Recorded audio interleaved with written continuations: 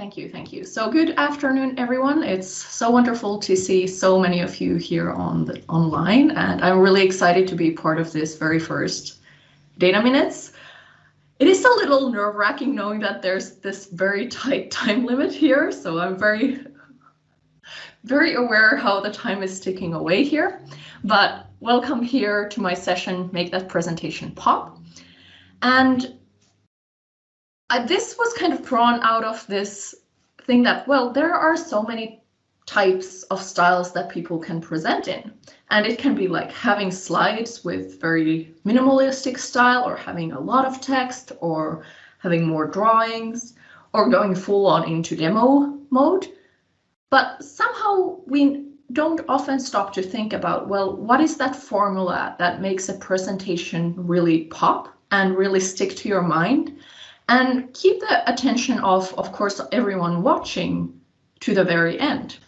And so what I've done for this session is I've taken a little time to stop and think back how I came up with my presentation style, and also try to really look at it in general in the way that what are really the aspects that need to be there for a presentation to stick into your mind and keep people on their seats throughout the whole session.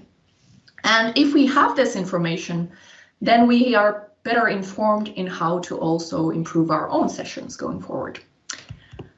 So I am Heini Ilmarinen. I work as a DevOps consultant at Polar Squad, and as it was mentioned, I'm quite a fresh Microsoft MVP. I'm also a Microsoft certified trainer, and my passion really lies in the architecture side, even though I work on the data platform landscape. And I'm also a math nerd at heart, so I studied mathematics and was kind of lined up to become a math teacher, but then decided to do a bit of a turn at that point. And as you will see here, I'm a bit of a serial doodler as well. So let's get right to it. So I want to tell you a bit of a story. The first time I was preparing for a presentation was in February 2020, when I was going to the Power BI user group in Sweden to present. So this was before New Stars of Data. And when I was preparing for my session, I started with an idea for the entire session, which was Azure for the Power BI consumer. So really looking at the Azure data services and giving an overview of what are those services and how to connect them. And when I started preparing, I started making this kind of storyline for myself. I actually pulled out a piece of paper and a pen. So I'm very much a traditional paper and pen person at times, and started drawing my storyline. And it went something like this. So I decided I, of course, need some kind of intro to give the reasoning for why we are doing this. Then I decided, well, I need to give an overview of the Azure data services, both from the platform as a service side, so things like Azure SQL and so forth, as well as the IaaS side, so virtual machines and so forth. But then I also want to kind of figure out how to connect to Power BI, or kind of have that come across to whoever is watching.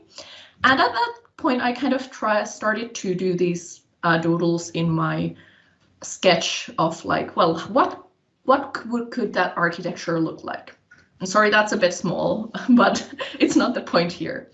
And as the last part here, I wanted to kind of bring it all together. Like, why are we talking about these networking aspects, etc.? We're talking about it because we want to make the infrastructure there invisible. We don't want to bang into firewalls. We don't want to bang into access control issues or anything like that. So we want to have this kind of aspect of invisible infrastructure. And so through that, it kind of the storyline for my session started to form, how I would go from the intro to the overview of Azure data services, then go into the connecting from Power BI, and then lastly end up with this concept of invisible infrastructure here. And so really, I think what this brings us to is that for any good session, there really needs to be a strong storyline. And because any presentation style that you're going to take, the strong storyline is going to lay the foundation for you. You need to think about what are the points that you want to get across to the audience, what are the main points you want to give, and figure figure out a way of how to really emphasize those and bring them to the light. And after that, then choosing the style of presenting, that's kind of what then brings it to life, but you do need to have the storyline underneath. And so as I was preparing for that session and I had this sketch, this was actually what I had on paper when I was thinking about this session. I had not figured out that I was going to draw my slides. As you might have noticed, this drawing style has become also my presentation slide, but at that time I did not think that yet. I was thinking that maybe I'd just do regular slides, put in some text, maybe draw some architecture pictures with Visio and so forth, and get things going in that way. But then I started thinking about my kind of the times when I had been presenting before, because I might not have been presenting at events, but I have an extensive teaching background. So I've studied teaching quite a lot. And during that time when I was teaching, as I mentioned, I was doing math. And when I would teach, what I would do is I would, of course, while I was explaining something, I would write that on the whiteboard or blackboard or whatever we had at that point. But I had kind of this method of writing the things out as we went through them. And it came to my mind like, well, maybe I could take that style and apply it also to my technical sessions. And that's how I kind of came to the second point that I want to give you, which is that you should really try to find your point of view and style. For me, the style has landed on this style of drawing, and you'll see soon it hasn't been this sophisticated from the very beginning. But the second aspect here is finding your point of view. As I said in the beginning when I was kind of giving the presentation of myself, I really enjoy architecture. So whatever I talk about, I bring a little bit of an architecture perspective to that topic that I'm talking about. If I talk about Azure Machine Learning, I'll bring a little architecture twist to it. If I'm talking about Azure Synapse, I'll bring the architecture's twist. So that's kind of the point of view that I've landed on, because it is one of my favorite topics myself, and I think I have a lot of information on it, so that's what I've decided to share. And then as the second portion, of course, the style has kind of evolved as I've gone forward. And this is kind of that portion that brings kind of the crusting on the base that you have with the storyline. It is what brings that to life. And before we kind of get on with the story, I want to give you the third point already. So whenever we have our storyline for our specific session, and then we need to have some kind of point of view and style, whether it's just for one session or you're doing speaking extensively and you kind of want to create a point of view and style that carry forward. As the last point, especially if you're doing that kind of speaking more and more and over time, more times, you also want to kind of have this aspect of staying consistent, but also that you keep evolving. So if we look back at my very first session that I did, I actually grabbed a slide from my very first session to give you a kind of an example of how that can look. So even from that very first point, I started with drawings, but I also had some text and my colors weren't quite that bright, and you know, the style was slightly different.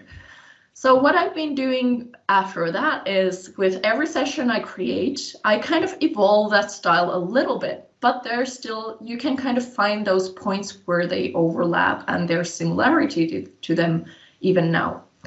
And of course, as I was creating my first session back then, I couldn't figure out any of the animations or anything like that, but have now kind of evolved to that. And so nowadays, when I do any of my technical sessions, what I do is have this animation go on. For example, that we're pulling some data from a data source, and then we take that data in, we're going to do some cleaning and prepping, and then we're going to move on to the last portion of training a machine learning model. So this is from my machine learning session. So that's there. That's an example of what I do right now. But since we're coming to the end of the session, and I kind of gave you these 3 points of like, first, ensure you have a strong storyline, that's your base. Then ensure that you find your point of view and style. And lastly, really stay consistent and keep evolving. And as the very last point that I want to give you is that, remember, there are so many multiple styles of presenting. So feel free to get creative. You don't need to be stuck with something that everyone else has done. You can reinvent the way of presenting any way you want. So thank you for joining. I'll stay on the call to check the chat and answer any questions there. I really hope you enjoyed it. And if you want to connect, just find me on Twitter or LinkedIn, and you can also ask some questions through there as well. So thank you for having me. And we are out of time.